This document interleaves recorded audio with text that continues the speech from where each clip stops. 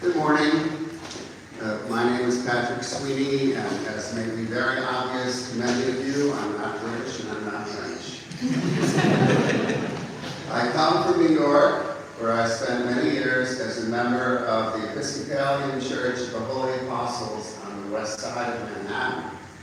For several years, I served as a member of the vestry board of the parish, which is sort of like a chaplaincy council, and as the parish treasurer. Holy Apostles maintains the largest private soup kitchen in New York City, providing lunch on a daily basis in the nave of the church itself to more than 1,500 impoverished residents of the city. The concept of a soup kitchen originated with the members of the parish in the 1980s. The members have supported this mission enthusiastically ever since with financial contributions and with contributions of time as volunteer workers. Holy Apostles is a shining example of what a Christian parish within the Anglican Communion is capable of doing. And so is St. George's Anglican Church in Paris. I'm not going to go into detail with regard to the mission of St. George's in its historic past, in the present, and in the future. That was so ably presented by Father Mark a couple of weeks ago. But I consider myself to be fortunate and blessed to have been a member of St. George's beginning upon my arrival in Paris more than 2 years ago and continuing ever since. I want to make a contribution to further the mission of St. George's. Father Mark and the Parish Council have asked me to do that on the basis of my fundraising experiences at Holy Apostles. Now we move into the hard part. When we share a portion of our livelihoods with our church, we engage in an act of charity with roots going back to the beginning of the Christian faith and before. Jesus of Nazareth blessed the practice of providing financial support to one's place of worship in the story of the widow's mite. The widow was blessed in the eyes of God, not on the basis of the amount that she contributed to the temple, but on the basis of what that amount meant to her.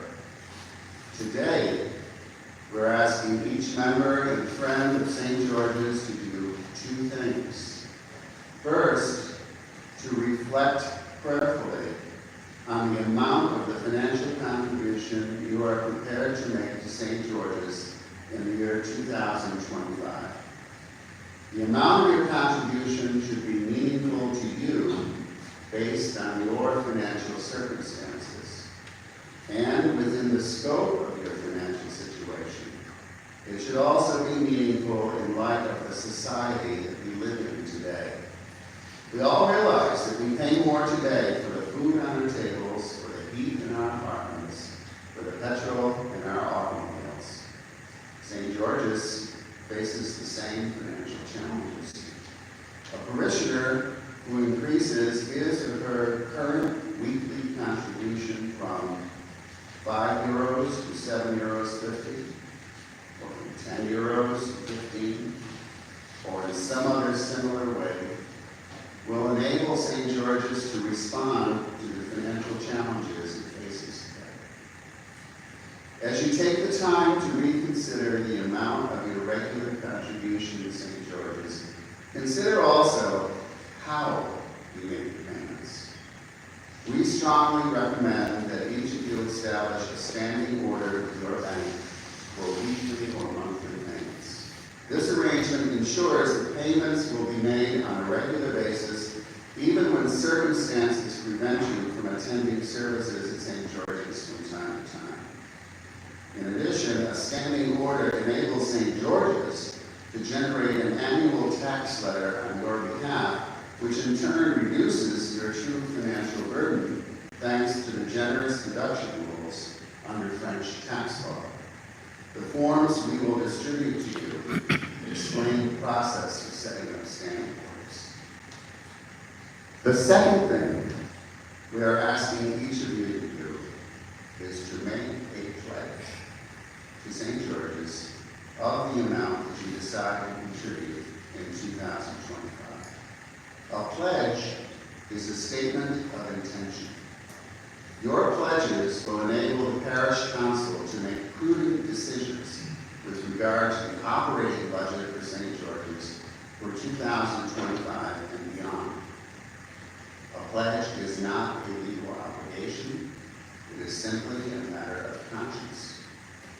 Andrew Taylor and I are co-chairs of the pledge campaign, and we are here to help you make the pledge. We will be passing out the pledge forms at the conclusion of today's service.